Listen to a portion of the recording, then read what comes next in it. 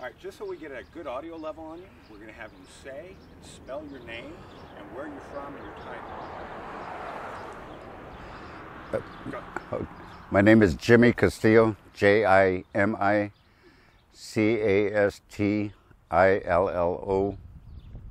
I'm Tongva from Los Angeles, San Gabriel, Riverside, and Orange County. I'm also a Hachaman from southern Orange County and northern San Diego County. And I'm a pipe keeper for the people, a sun dancer. And my occupation is Native American spiritual leader for Department of Corrections and Rehabilitation Division of Juvenile Justice, formerly known as the Department of the Youth Authority with the state of California. And you and I are having this conversation that don't even exist. So you and I are making eye contact. I'm sorry? In Orange County, what we know as Orange County today, it was the beginning of the mission system. How do you explain the horrific occurrences to somebody who's trying to seek out spirituality now? You know, we're in the year 2000, and it's really difficult, especially with the young people, because they seem to very easily succumb to peer pressure and modern technology and all that. And as a traditional Native American spiritual leader, I try to teach them the culture, try to instill the pride of who they are, because I can't speak an awful lot about other Native Americans within Turtle Island, the Americas. But I know in California there was very deep oppression that resulted to, well, of course, genocide as well as depression. And what I explain to the young people that I talk to is that in all the pictures, all the photographs that you see of Native Americans, you don't see any of them smiling. And when I think about that, they don't really have anything to smile about, because it was at the time that they were taking their land away from them, raping their women and molesting their children and what have you. And as generations went on, that non-smile continued to pass on from generation to generation. And so today, I try to instill the pride of who they are. And often when I speak at schools or universities or what have you, they ask me what tribe I come from, and I tell them I'm a California Indian. They say, well, I didn't know there was Indians in California. And I say, well, why wouldn't there be? Why are you here? You know, it's a beautiful place to be at. And living in a place close to the coast, we have a very nice climate. And we were mostly hunter and gatherers. Probably more gatherers than we were hunters. We also did some fishing, but we're in a climate where the weather is nice practically all year around, so there was plenty of food to eat, and I still know the plants and everything, and I know the medicinal plants, the edible plants, the plants that we use to make our instruments or our lodges, our sweat lodges, our homes. I know how to make tools in the traditional way, and I try to teach other people. You know, I have 4 children, 2 sons and two daughters, and 7 grandchildren, and I try to teach them that. You know, as well as the language. We're now downloading the language onto DVD-Rs and things like that. We also have language classes, trying to put this back into them. You know, to let them know. At one time, we were referred to as Mission Indians, kind of like, oh, we're just Mission Indians, kind of minimizing it. But in actuality, we actually had a gift that we gave to the world, you know, with the medicinal plants that we use, with the edible plants that we ate. You know, nearly 90% of the food that the world eats was first harvested by Native Americans. And with the skills that my grandfather, my father, my great-grandfather had taught me, I feel very comfortable with being able to cross Death Valley the way I'm dressed right now and be able to survive. because I know I could do that, you know, and I just pray that the young people are able to pick this up. And the spirituality actually has a very important part of all of this, because spirituality technically is not a religion, it's a way of life. It teaches us how to live, how to respect all the things that the Creator has given us, and how to respect others, you know. So the spirituality does have a very important part in the survival of our culture. And I am no longer ashamed of being just a mission Indian. You know, I'm very proud of who I am. I'm also a landless Indian. My tribe comes from Los Angeles, Orange County, Riverside County, Southern Orange County, Northern San Diego County. My people, my people, my tribe is also a landless Indian tribe. All of our land was taken from us. It was never once given up by our people.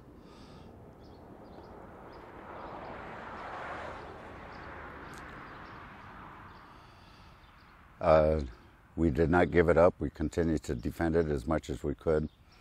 We saw the invaders as probably friendly because they came off that way, you know. And but the other thing is you know, I'm registered. I have a roll number. Why I need to be registered, I have no idea.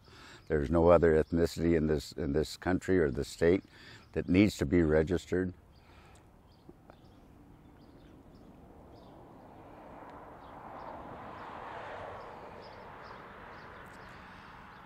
When I first went to work for the state, I had to fill out a 2-page document. I was requested, I was mandated to fill out the document, that they wanted to know the rancheria or reservation I was from. They wanted to know my blood quantum. They wanted to know my breed. And I took it into my supervisor and I said, "What's this all about?"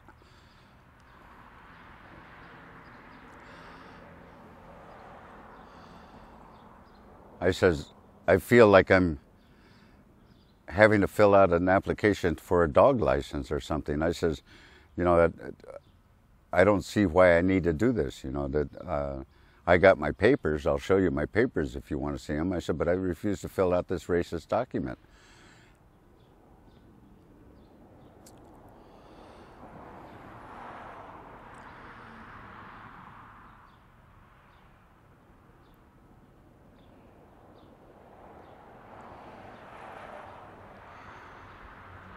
So he finally came to the point to where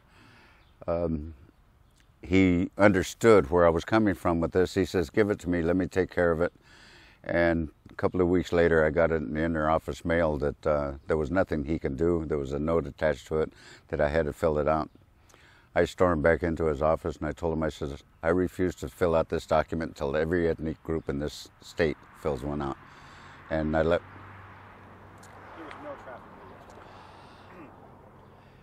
And I left it like that, you know. So as far as the pride, I know now that that we did have an awful lot to do with community, with the survival.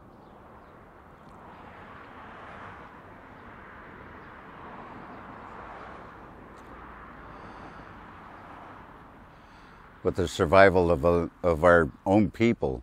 You know, the mission San Gabriel, the mission San Juan Capistrano was built under the enslavement of my tribe. And it hurt. But the thing is that we're still here. And we're not going away. We are going to be here. And although federal recognition makes no difference to me, federal number makes no difference to me, I know who I am. I don't need anybody to recognize who I am. But it's important to my children, to my grandchildren.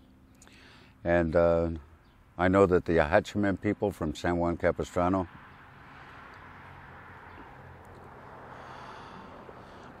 are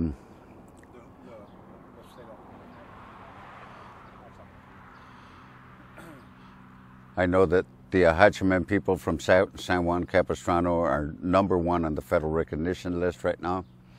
And the Tongva part of me is probably about 10 years behind them. It will benefit our people, especially those younger ones that are coming around. They'll be able to get an education.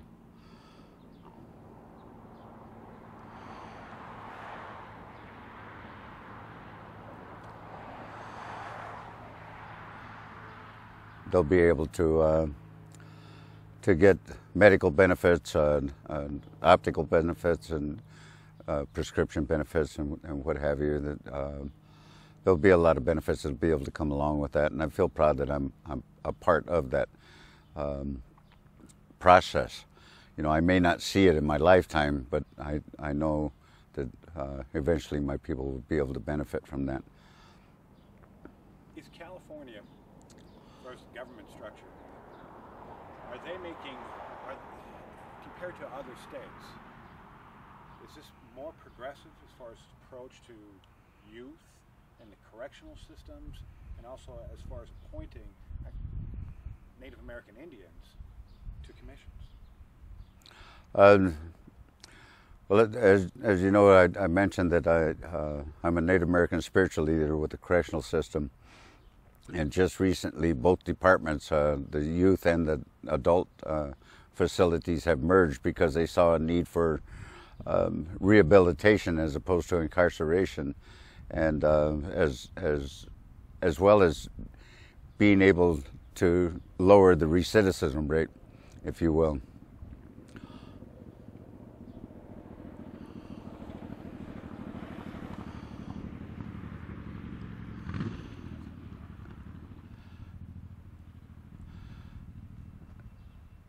So as I know it, and I don't know everything that's going on as far as the merging of the two and the rehabilitation part of it, but what I'm hearing and what I'm seeing on emails,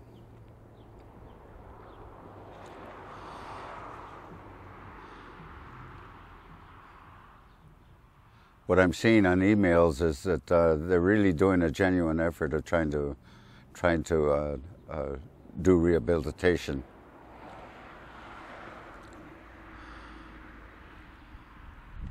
I know that they are hiring a lot of teachers, vocational teachers. I know that they're hiring a lot of psychologists, psychiatrists.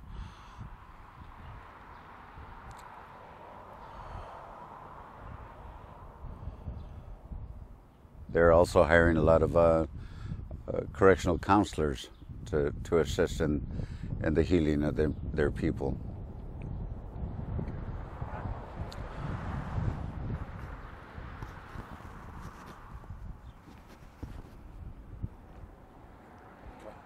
I know there's really not a breeze. It's picking it up. It's probably picking up the noise from the cars.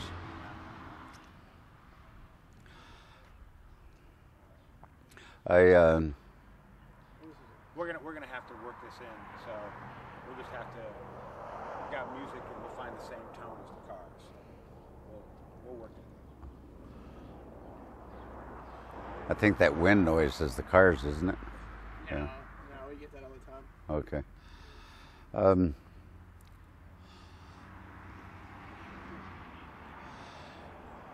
Something just let out. We were here all day yesterday. All day, There wasn't not nothing one. like this.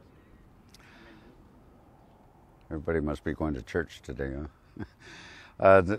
But I do know that that religion also plays a big part in rehabilitation.